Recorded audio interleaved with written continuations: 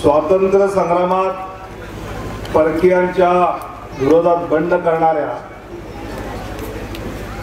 तंट्या भिल्ल याचं स्मारक आणि त्याच वेळी निसर्गकवी बालकवींचं जन्मस्थळ असलेला धरणगाव तालुका।